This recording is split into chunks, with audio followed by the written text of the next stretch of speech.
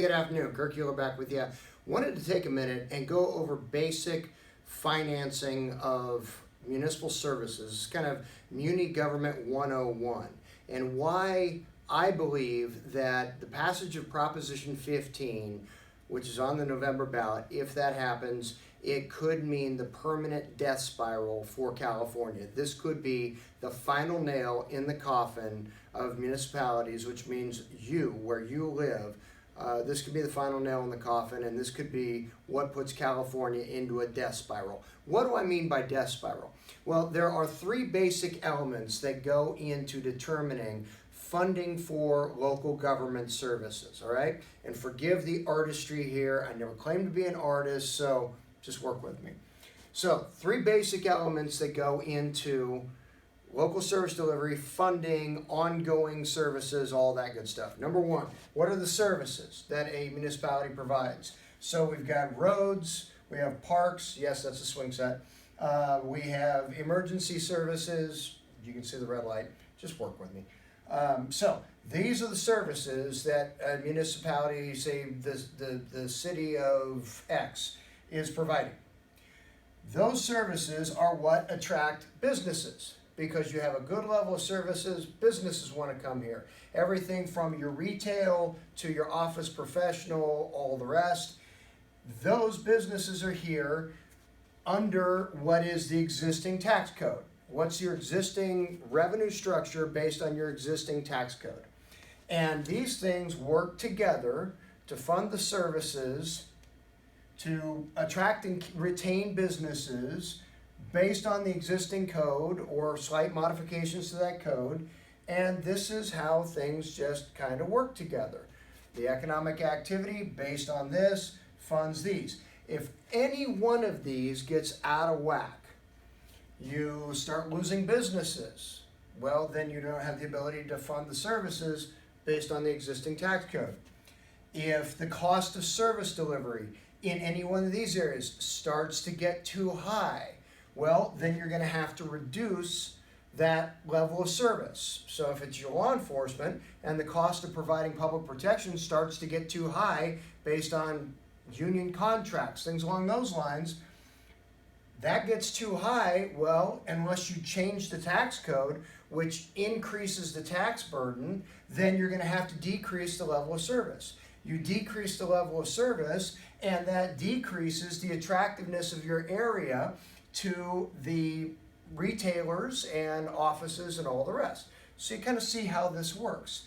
And when local governments get in trouble, as we see major cities, Detroit's a perfect classic example of this. When local governments get in trouble, it's when they take their eye off the ball typically, and they want to start providing services beyond what it is that they are originally chartered to provide. So I've always said the job of local government is to provide the services that productive people need to be productive. That is our number one job. And anything beyond that, well, if you can afford it, that's on you. But understand there's an opportunity cost with everything that we do, right?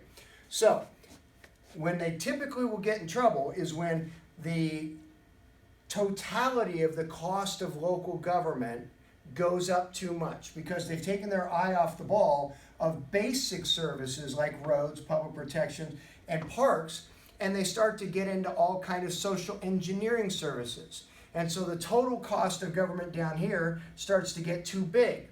So because that's gotten too big, they have to go back and they have to change the tax code. Well, since they've gone back and they've changed the tax code, well, now the businesses are paying more in taxes in order to support this escalating cost. Well, now that they're paying more in taxes based on the new tax code to fund a lower level of service, there are fewer of them that stick around. Well, with fewer of them sticking around, they generate less revenue based on the tax code, which means an even lower level of service. And so what starts to happen is what we call the death spiral. This just continues to feed upon itself until the lower level of service means fewer people, fewer businesses are delivering less revenue means lower service, and it just continues all the way down, and that's your classic death spiral for local government. Why do I say Prop 15 has the potential to be the death spiral for the state of California? Well, because Prop 15 is attacking straight up this, our commercial properties, commercial, business, industrial, agriculture, all the revenue generating properties. If you're a business, you're located in an office park, you're located in a strip mall, something like that. They're coming at you. And so when they do that, they are going to eliminate Prop 13 property tax protection for those classes of businesses, or those, classes of properties. So overnight, what you're going to see is property taxes double, triple, quadruple for business properties, for office properties, for, believe it or not, a lot of renewable energy properties, agricultural properties, all kinds of things that we as consumers depend upon. Those taxes are going to be going straight up. Well, if those taxes go straight up, the vast majority of small businesses don't own their property, and therefore they don't meet the exemption that was built in for properties under a certain valuation. Since they don't own, they rent. Most rents are what's called triple net leases. A triple net lease says, I'm going to write you, Mr. Landlord, one check, and this includes all of the costs. This includes, well, it might exclude utilities, but it absolutely includes common area maintenance, keeping your bathrooms clean and all that stuff, and property tax. The vast majority of rents have a provision written into them that allows for the property tax adjustment that happens every year, currently under Proposition 13. As that incrementally goes up relatively slowly, that is allowed to be passed through to the tenant. Well, if all of a sudden overnight you quadruple the property tax, that's getting passed through to the tenant. And whereas some of your bigger retailers, the ones with the W's and the T's, whereas they can afford it because they're not just here in California, they've got a national footprint, and so overall their P&L, they need a physical presence in California because we represent a little over 10% of the population of the United States. You got to have a physical presence if you're a Wall something or a Tar something. You got to have it here in California, but all you're doing is you're spreading that cost across your entire footprint nationally. Whereas your mom and pops that fill out this entire, the rest of this strip mall, mom and pops, they're gone. Because you can't quadruple the property tax on the mom and pops and have them stay in business. So what happens next? Well, now that you have fewer tenants paying rent, because you artificially escalated the property tax amount, now the owner of this center is going straight back to the county and saying, you assessed my property based on full occupancy. Well, I've just lost 40% of my tenants. 40% of my rentable square footage is now vacant. So you have to now assess down the value of my property to reflect the fact that my tenants just moved out. So what's that mean? It means that all the revenue that you hoped to receive and achieve by increasing that property tax, you're not getting it anymore because the assessor has an obligation to reassess that based on whatever the market value is at that time. And so again, by artificially increasing the property tax to meet something, and this is the important part, if we were talking about something that is a traditional provision of service in support of businesses, you might be able to say, well, if we increase the property tax, then shouldn't we be able to increase the service delivery, and therefore won't the businesses be okay because you're delivering a higher level of service? You'd think that, but you'd be wrong, and here's why. We all know that our homes, the value of our homes is largely driven by our local schools, right? Not so with our commercial centers. The commercial centers are a function of what's your consumer base around that commercial center.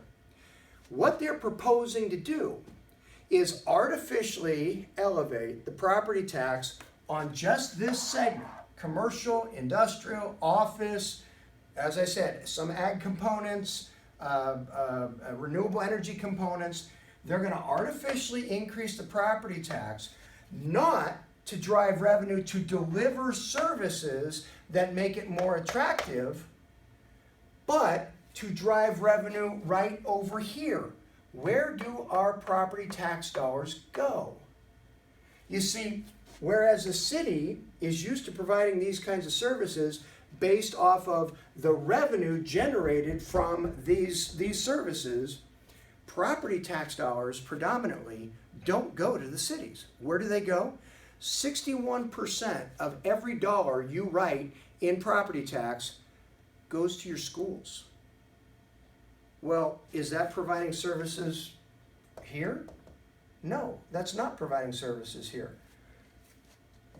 Less than 8% of the assessed valuation that gets collected in the form of property tax, less than 8%, actually goes back to cities.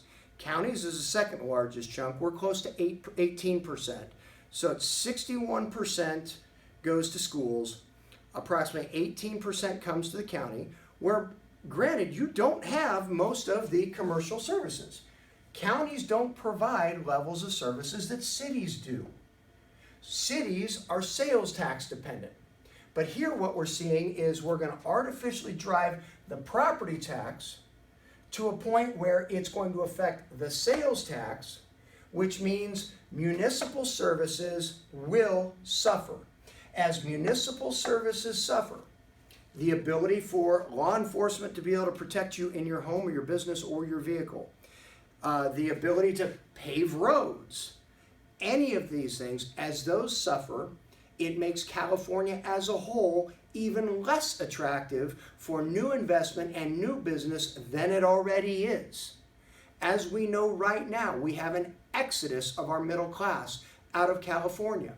And so what is being proposed is, I believe, the final nail in the coffin of California, based on the fact that artificially increasing the tax code for the benefit of the teachers' union, who aren't providing the services that we're going to ask these people to pay for.